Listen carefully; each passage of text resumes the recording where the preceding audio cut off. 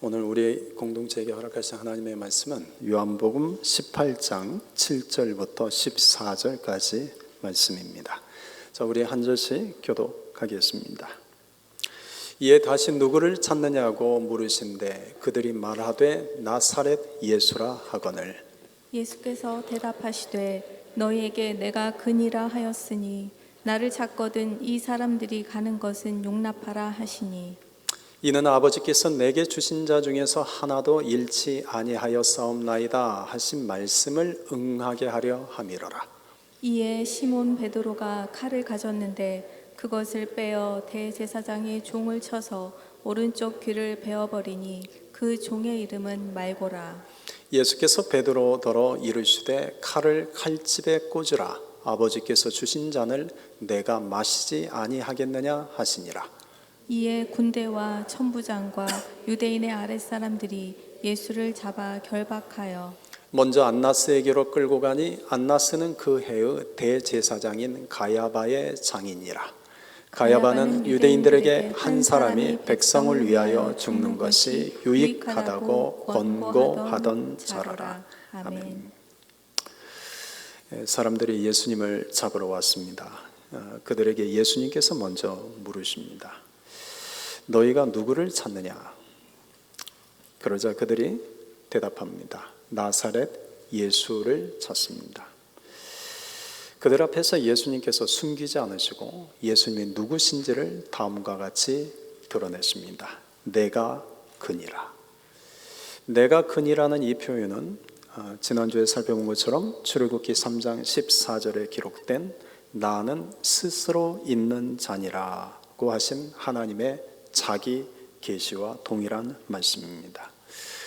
예수님께서 내가 그니라라는 이 한마디를 통해서 예수님이 하나님이시라는 것을 사람들 앞에서 직접 계시하신 겁니다.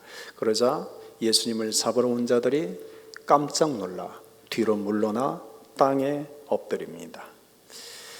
지극히 높으시고 지극히 거룩하신 주님이 우리 인간들 또 피조물 속에 계시될 때 모든 피조물은 두려워 자신도 모르게 땅에 엎드리게 됩니다.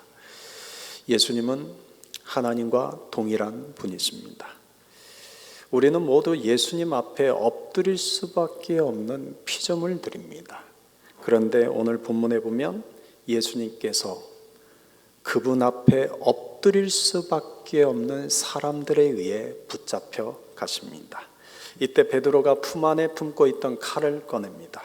그리고 대제사장의 종을 쳐서 그의 귀를 베어버립니다. 오늘 본문에는 그 종의 이름을 말고라고 기록하고 있습니다.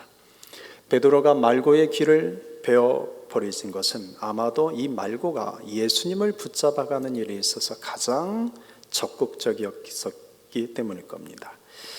그런데 예수님은 말고의 귀를 베어버린 베드로의 행위를 꾸짖으십니다.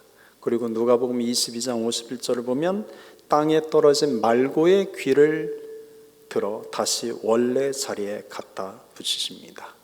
말고는 예수님을 붙잡으러 와서 예수님으로부터 치유의 능력을 경험하게 된 것입니다.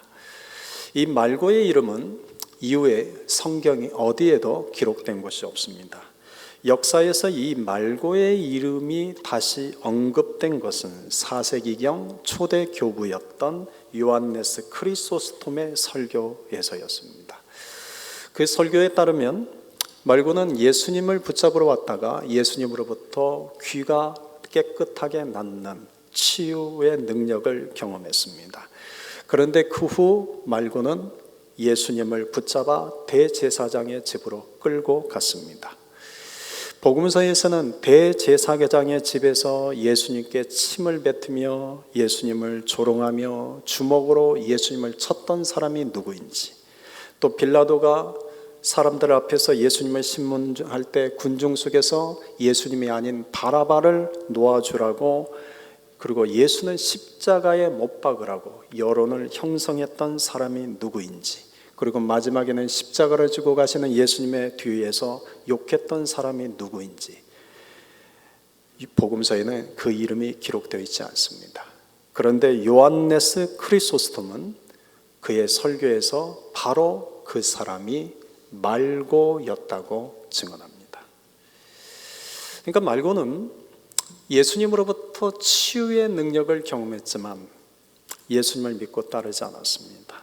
오히려 그 예수님을 핍박하고 조롱하고 십자가에 못 박게 만드는 일에 더욱 앞장섰습니다. 이후 이 말고가 역사에서 어떻게 사라졌는지 더 이상의 기록은 없습니다. 예수님께서 이 땅에서 치유의 능력을 베풀어 준 마지막 사람이 여러분 말고였습니다. 그런데 말고는 예수님의 치유의 능력을 직접 경험했지만 예수님을 믿고 따르는 자가 되는 것이 아니라 오히려 예수님을 붙잡아가고 예수님을 십자가에 못 박혀 죽게 하는 일에 더욱 앞장서는 자가 되었습니다.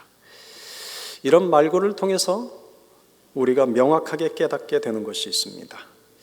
우리가 주님의 치유의 능력을 경험했다고 해서 모두가 다 주님을 믿고 따르는 것은 아니라는 것입니다. 주님의 치유와 능력을 경험했음에도 불구하고 오히려 주님을 더욱 배반하고 오히려 십자가에 주님을 못 박게 하는 일에 앞장서는 자들이 있습니다. 오늘 본문에는 말고요, 지난주에 살펴봤던 가룟 유다입니다. 그런데 역사를 살펴보면 역사 속에는 이런 말고와 같은 수많은 사람들이 있었습니다. 그리고 오늘 이 시대에도 이런 말고와 같은 수많은 사람들이 있습니다. 예수님이 베풀어 주신 기적, 예수님이 베풀어 주신 치유, 예수님이 베풀어 주신 능력 경험했으면서도 불구하고 여전히 삶 속에서는 예수님을 배반하고 살고 여전히 삶 속에서는 예수님을 또다시 십자가에 못 박히게 만드는 삶을 살아가는 이 시대에 말고와 같은 성도들이 많이 있습니다. 하나님께서 베풀어 주시는 기적과 능력을 경험해야만 하나님을 잘 믿는 것이 아닙니다. 주님이 우리 안에 큰 기적과 능력을 베풀어 주시는 것을 경험해야만 예수님을 잘 믿는 것이 아닙니다. 하나님 앞에서 겸손한 자가 주님을 믿게 됩니다. 하나님 앞에서 겸손하게 하나님의 말씀을 따를 줄 아는 자가 끝까지 좋은 신앙인으로 살아갑니다. 여러분, 말고는 이 땅에서 예수님께서 기적 능력을 베풀어 주신 마지막 사람입니다. 그런데 그는 예수님을 따르지 않고 예수님을 죽이는 일에 가장 앞장서는 자가 됩니다. 오늘 우리는 이런 말고와 같은 모습은 없는지를 스스로 돌아봅시다. 베드로는 칼을 꺼내 이런 말고의 귀를 베어버렸습니다. 말고는 예수님을 잡으러 온 자를 상징한다면 베드로는 적어도 예수님을 지키는 자를 상징합니다. 그런데 오늘 본문에 보면 예수님께서 꾸짖으신 것은 말고가 아니라 베드로를 꾸짖으십니다. 예수님의 치유의 기적을 경험했으면서도 오히려 예수님을 붙잡아가고 예수님을 십자가에 못 박혀 죽게 만든 일에 앞장섰던 말고를 꾸짖는 것이 아니라 오히려 그런 말고의 귀를 베어버린 베드로를 꾸짖으십니다. 여러분, 베드로가 칼을 빼서 말고의 귀를 베어버린 것은 예수님을 지키고 싶어서였기 때문입니다. 그런데 예수님은 그런 베드로를 꾸짖으십니다. 왜 예수님은 베드로를 꾸짖으셨을까요? 그것은 베드로가 그 순간 하나님의 뜻을 생각한 것이 아니라 인간의 본능을 따라 칼을 들었기 때문입니다. 베드로는 이 순간 하나님의 뜻을 생각하기보다 자기 생각과 자기 감정을 따라 칼을 빼들었기 때문입니다. 그런 베드로에게 예수님은 이같이 말씀하십니다. 11절, 칼을 칼집에 꽂으라. 아버지께서 주신 잔을 내가 마시지 아니하겠느냐. 여러분, 오늘 이 말씀은 베드로에게만 하시는 말씀이 아닙니다. 적어도 예수님을 위해서 살아가고 적어도 교회를 위해서 살아가는 우리들에게 주시는 주님의 말씀입니다. 오늘 본문 속으로 들어가서 주님께서 베드로에게 하시는 이 말씀을 좀 더 깊이 생각해 봅시다. 베드로가 칼을 휘두른 것은 결코 자기를 위함이 아니었습니다. 베드로가 칼을 휘두른 것은 예수님을 위해서였습니다. 예수님을 지키려고 하는 그 충성된 마음 때문에 칼을 휘둘렀습니다. 예수님도 그런 베드로의 마음을 아셨습니다. 그런데도 예수님은 예수님을 위해 칼을 휘두른 베드로를 칭찬하시는 것이 아니라 오히려 꾸짖으십니다. 그 이유는 앞에서도 말씀드린 것처럼 하나님의 뜻을 생각하지 않고 하나님의 뜻을 방해하는 인간적인 열심이었기 때문입니다. 베드로가 칼을 든 것은 예수님을 위해서였습니다. 그러나 그때까지도 베드로는 예수님이 십자가를 지셔야 한다는 것을 이해하지 못했습니다.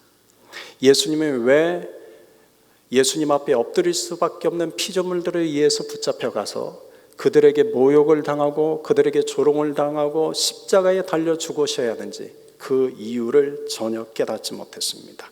하나님의 뜻이 무엇인지를 전혀 이해하지 못했습니다. 다만 인간적인 정의감과 인간적인 열심만으로 베드로는 예수님을 위해서 기꺼이 칼을 들었던 겁니다. 우리도 베드로처럼 칼을 들 때가 많습니다. 우리가 자주 드는 칼은 세 가지입니다. 첫째는 판단과 정죄라는 언어의 칼입니다. 둘째는 분노와 미움이라는 감정의 칼입니다. 셋째는 자존심과 교만이라는 자기의의 칼입니다. 그래서 우리는 때론 이 언어의 칼을 들어 판단과 정죄함으로 누군가에게 상처를 입힙니다. 때론 감정의 칼을 들어 분노와 미움으로 누군가에게 상처를 받게 합니다. 때론 자기의의 칼을 들어 자존심과 교만함으로 누군가에게 상처를 냅니다. 그런데 그 칼을 들 때는 우리에게는 나름 다 이유가 있습니다. 내 생각에는 그것이 옳은 일이라고 생각하기 때문입니다. 때론 그것이 하나님을 위한 것이요, 때론 그것이 예수님을 위한 것이요, 때론 그것이 교회를 위한 일이라고 생각하기 때문입니다. 그런데 이때 많은 이들이 놓치고 있는 것은 하나님의 뜻이 무엇인지는 생각하지 않습니다. 우리는 하나님을 위해서, 예수님을 위해서 하는 것이 다 하나님의 뜻이라고 착각합니다. 그러나 우리가 하나님을 위해서 하는 일, 우리가 예수님을 위해서 하는 일, 우리가 교회를 위해서 하는 일 중에는 하나님의 뜻과는 관련 없는 것들이 의외로 많습니다. 지금 베드로는 예수님을 위해서 칼을 들었습니다. 그러나 그것은 하나님의 뜻과는 상관없는 일이었습니다. 그는 하나님의 뜻을 몰랐기 때문입니다. 우리 역시도 하나님의 뜻을 모릅니다. 다만 내 생각에 옳은 대로 언어의 칼, 감정의 칼, 자기의의 칼을 드는 것입니다. 그래서 야고보서 1장 20절에서는 우리에게 이같이 말씀합니다. 같이 읽어봅시다. 사람이 썩내는 것이 하나님의 의를 이루지 못함이라. 우리가 가장 많이 드는 칼은 바로 이 분노의 칼입니다. 그 분노의 칼은 결코 하나님의 의를 이루지 못합니다. 그래서 예수님은 오늘 이렇게 말씀하십니다. 칼을 칼집에 꽂으라. 모세는 젊었을 때 사람을 쳐 죽였습니다. 예굽 사람이 자기 동족 히브리인을 박해하는 것을 보고는 분노했기 때문입니다. 그의 분노는 나름 정의감 있는 행동이었습니다. 그는 분노의 칼을 들어 애굽인에게 휘둘렀습니다. 그러나 그 일로 인해 모세는 도망자의 신세가 되어 광야에서 40년을 보내게 됩니다. 하나님은 40년 동안 광야에서 모세의 마음에 있는 그 분노의 칼을 꺾으십니다. 그리고 모세로 하여금 분노의 칼을 드는 자가 아닌 이제는 하나님이 들려주시는 지팡이를 드는 자가 되게 하십니다. 40년 후 모세는 이제는 칼 대신 지팡이를 들고 애굽의 바로 왕 앞에 서게 됩니다. 칼은 인간의 감정과 힘을 상징하는 것이라면 지팡이는 하나님의 권능과 말씀을 상징합니다. 과거 모세는 분노의 칼로 사람을 죽였습니다. 그런 그가 이제는 하나님이 주신 지팡이로 민족을 살리는 자가 됩니다. 우리가 들어야 할 것은 칼이 아닙니다. 우리가 판단과 정죄라는 언어의 칼, 분노와 미움이라는 감정의 칼, 자존심과 교만이라는 자기 의의 칼을 들 때는 나름 이유가 있다 할지라도 여러분, 그 칼로는 결코 하나님의 뜻을 이룰 수 없습니다. 이것은 역사의 교훈이기도 합니다. 우리가 들어야 할 것은 칼이 아닙니다.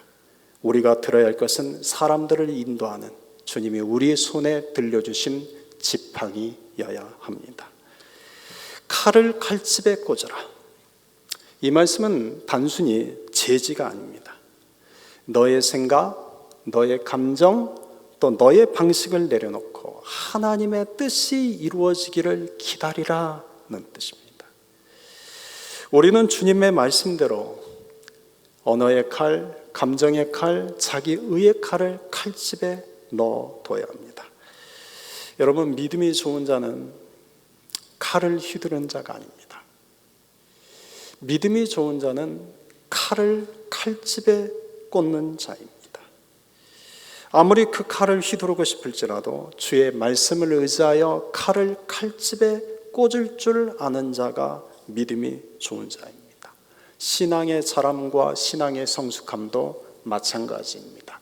칼을 들고 싶을 때 칼을 휘두르는 자가 신앙이 성숙해지고 자라는 것이 아니라 칼을 휘두르고 싶을 때 그 칼을 주의 말씀을 의지하여 칼집에 꽂을 줄 아는 자가 신앙이 성숙해지고 신앙이 자라는 자가 됩니다. 다윗은 사울 왕을 죽일 두 번의 기회가 있었습니다. 다윗은 누구보다도 억울한 사람이죠. 다윗은 사울에게 죄를 지은 적이 없습니다. 오히려 다윗은 누구보다 사울 왕에게 최선을 다해 충성을 다했던 사람입니다. 그런데 시기심에 불탄 사울이 사탄의 유혹에 받아, 사탄의 미혹을 받아 다윗을 죽이려고 했습니다. 그러니까 사울이 먼저 분노와 미움의 칼을 다윗에게 들었습니다. 그러니 다윗의 입장에서는 자기 보호를 위해서 복수의 칼을 드는 것이 당연한 일입니다. 이것은 오늘 우리식으로 표현하면 정당방위입니다.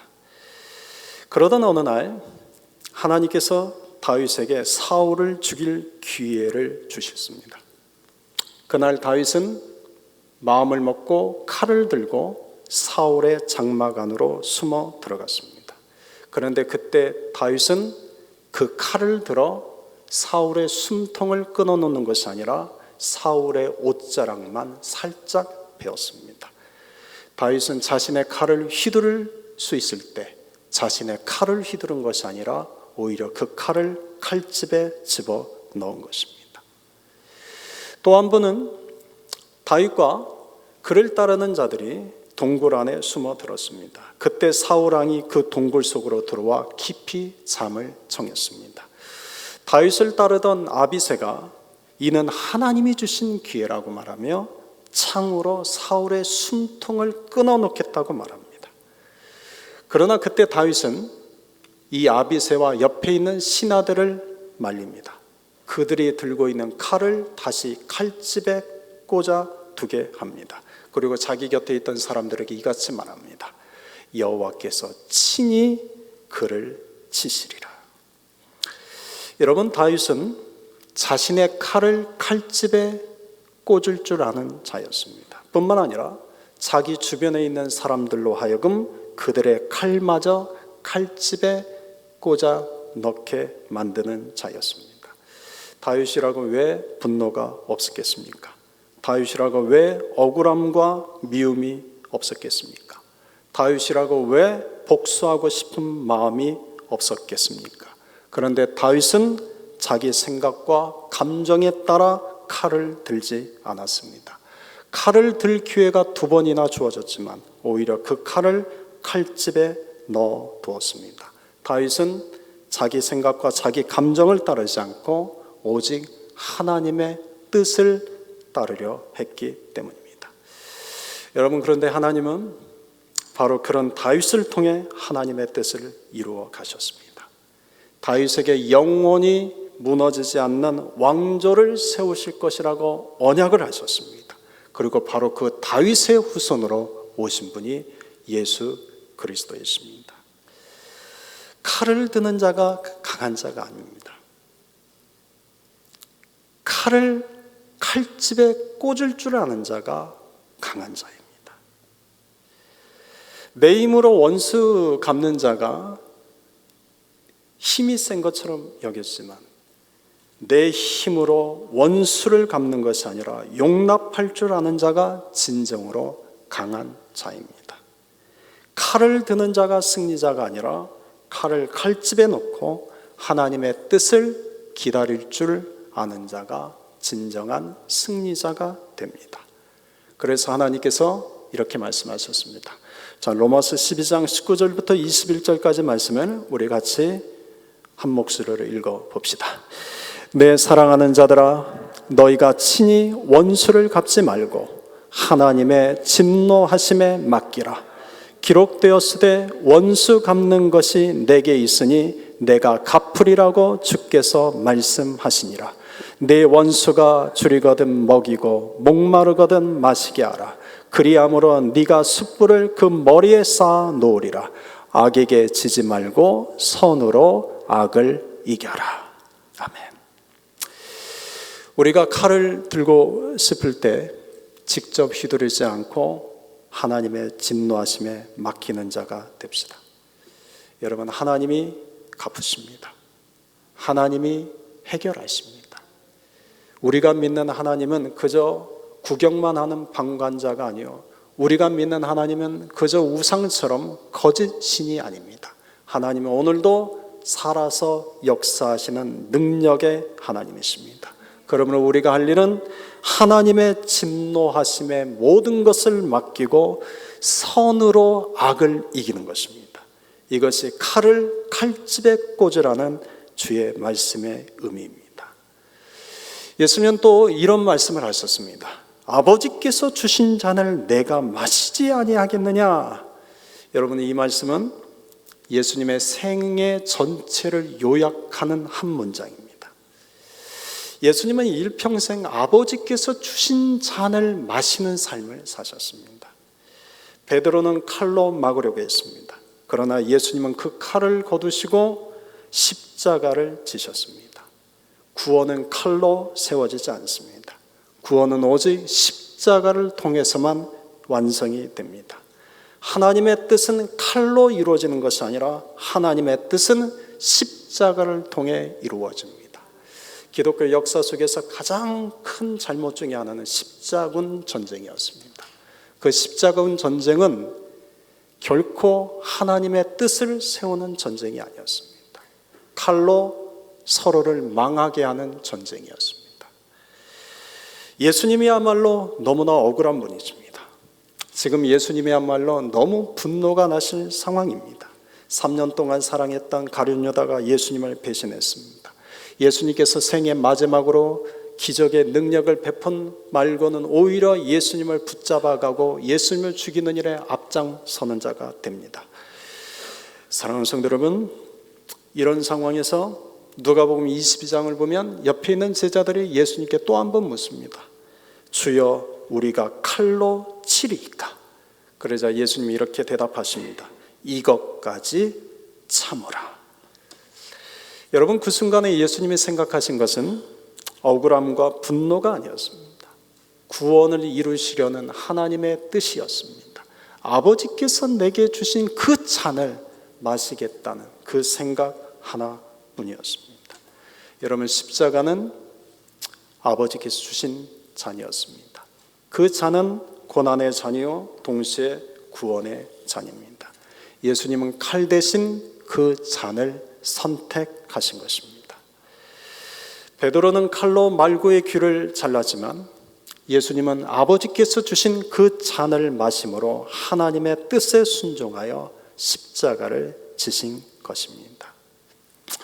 신앙의 성숙함은 여러분 싸움의 기술이 있지 않습니다. 순종의 체질에 있습니다. 싸움의 기술이 발달한 자가 신앙이 성숙한 것이 아니라 순종의 체질이 되어가는 자가 신앙이 성숙해지는 것입니다. 이것이 나를 내려놓고 하나님의 뜻을 이루는 삶입니다. 아버지께서 내게 주신 잔을 내가 마시지 않겠느냐, 이것이 예수님의 마음입니다. 일평생 예수님의 품고 살았던 마음입니다. 그런데 이 마음이 오늘 우리가 가져야 할 마음이기도 합니다. 예수님의 능력이 없어서 붙잡히신 것이 아닙니다. 예수님의 칼을 들 줄 몰라서 칼을 넣어두신 것이 아닙니다. 예수님은 당할 일을 아시면서도 잡히셨습니다. 죄인처럼 끌려가고 모욕을 당하고 수치를 당하고 폭행과 채찍질을 당하셨습니다. 고통스럽게 십자가에 죄인처럼 달려 돌아가셨습니다. 이 모든 것을 다 아시면서도 예수님은 그것이 아버지께서 내게 주신 잔이기에 그 잔을 끝까지 마시는 자가 되셨습니다. 여러분, 우리에게도 아버지께서 주신 잔이 있습니다. 우리는 이 잔을 사명이라고 부릅니다. 우리에게는 모두 부르심의 사명이 있고 직분의 사명이 있습니다. 부르심의 사명이든 직분의 사명이든 그 사명의 핵심은 동일합니다. 나를 통해 죽을 영혼을 살리는 것입니다. 그 사명의 핵심은 결국 십자가를 지고 가는 것입니다. 그런데 그 사명을 감당하는 일은 결코 쉽지 않습니다. 어떤 때는 내가 죽을 것처럼 정말 힘들고 고통스럽기도 합니다. 때론 억울한 일도 당하고 모욕도 당하고 괴로움도 당합니다. 때론 손해도 보고 배신도 당하고 버림도 당합니다. 때론 모함도 당하고 오해도 당하고 미움도 당합니다. 그런데 예수님은 아버지께서 주신 잔을 마시기 위해서 그 모든 일을 당하실 것을 다 아시면서도 붙잡히셔서 결국 십자가에 달려 죽으셨습니다. 여러분, 우리가 아버지께서 주신 잔을 마시는 자가 된다는 것은 한 가지를 각오하셔야 됩니다. 그것은 고난과 고통이 뒤따른다는 것을 각오하셔야 됩니다. 바울도 아버지께서 주신 그 잔을 마시는 삶을 평생을 살았습니다. 그가 아버지께서 주신 그 잔을 마시는 삶을 살 때 그가 당한 고난에 대해서 고린도후서 11장 23절부터 27절까지 아주 길게 나열하고 있습니다. 우리 같이 한번 읽어볼까요? 내가 수고를 넘치도록 하고 옥에 갇히기도 더 많이 하고 매도 수없이 맞고 여러 번 죽을 뻔하였으니 유대인들에게 40에서 하나 감한매를 5번 맞았으며 3번 태장으로 맞고 1번 돌로 맞고 3번 파선하고 일주야를 깊은 바다에서 지냈으며 여러 번 여행하면서 강의 위험과 강도의 위험과 동족의 위험과 이방인의 위험과 시내의 위험과 광야의 위험과 바다의 위험과 거짓 형제 중에 위험을 당하고 또 수고하며 애쓰고 여러 번 자지 못하고 줄이며 목마르고 여러 번 굶고 춥고 헐벗었노라. 바울은 아버지께서 주신 그 잔을 마시는 삶을 살면서 이렇도록 많은 고난과 고통을 경험했습니다. 그런데 바울은 그 고난을 이렇게 표현합니다. 골로새서 1장 24절입니다. 나는 이제 너희를 위하여 받는 괴로움을 기뻐하고 그리스도의 남은 고난을 그의 몸된 교회를 위하여 내 육체에 채우노라. 저는 솔직히 아버지께서 주신 잔을 마시기 위해서 당하는 괴로움을 기뻐하지 못합니다. 아버지께서 주신 잔을 마시기 위해 당하는 고난을 그리스도의 남은 고난이요, 그 고난을 내 육체에 채우는 것이 그다지 기쁘지 않습니다. 할 수만 있다면 그 고난은 피하고 싶습니다. 십자가를 지는 것은 피하고 싶습니다. 그러나 십자가 너머에 있는 부활의 영광은 받고 싶습니다.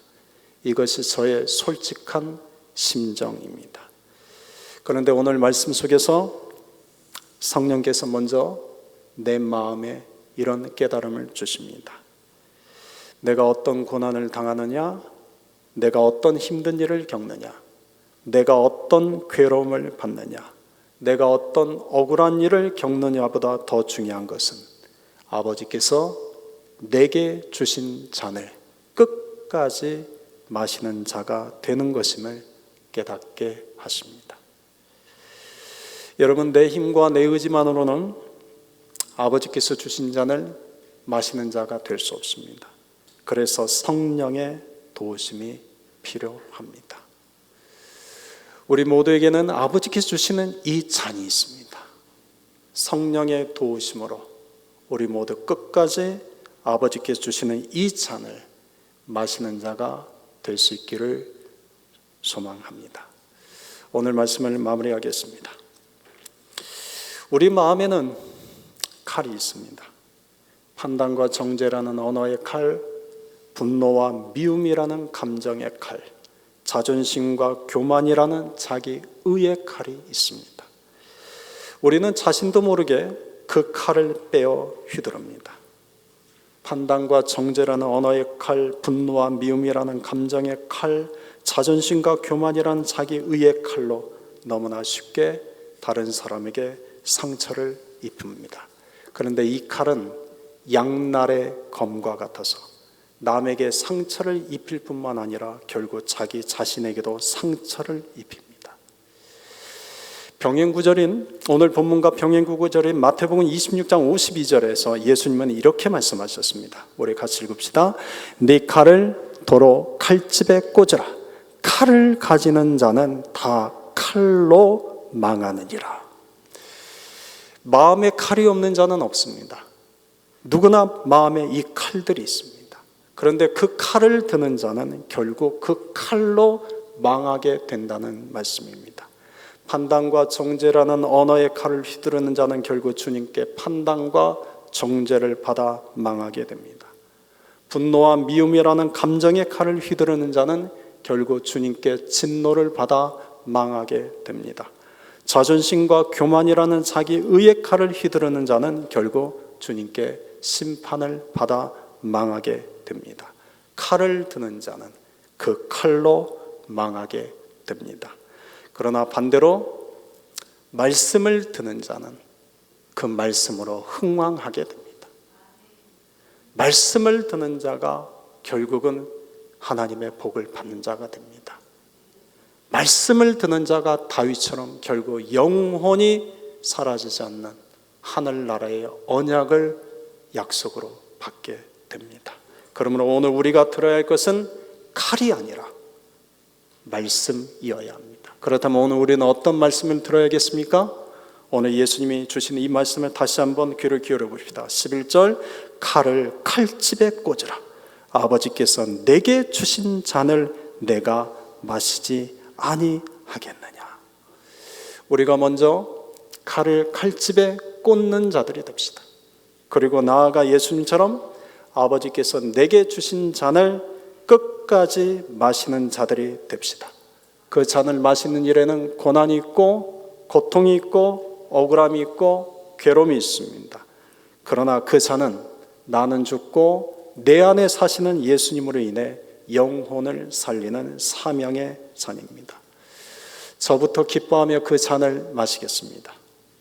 바울처럼 그리스도의 남은 고난을 기쁘게 내 육체에 채우며 살아가겠습니다. 여러분도 저와 함께 기뻐하며 아버지께서 주시는 그 잔을 마시는 자가 되기를 소망합니다. 여러분도 저와 함께 아무리 어렵고 힘들고 고통스러워도 그리스도의 남은 고난을 자기 육체에 채우며 살아가는 자가 되기를 소망합니다. 예수님은 칼을 꽂으셨고 십자가를 지셨습니다. 그 십자가는 패배가 아니라 그 십자가는 죽음도 이기는 승리의 길입니다. 오늘 우리가 들어야 될 것은 칼이 아니라 주님의 십자가를 들어야 합니다. 억울할 때, 오해받을 때, 불공평한 세상에서 스스로를 지키고 싶을 때 칼을 드는 것이 아니라 오히려 그때 주님이 하신 이 말씀을 기억합시다. 칼을 칼집에 넣어라. 그리고 내가 네 인생에 준 잔을 마셔라. 사랑하는 성도 여러분, 칼을 꽂는 믿음, 내게 아버지께서 주신 잔을 마시는 순종, 이 믿음과 순종이 우리 안에 있게 되기를 주님의 이름으로 축원드립니다. 아멘.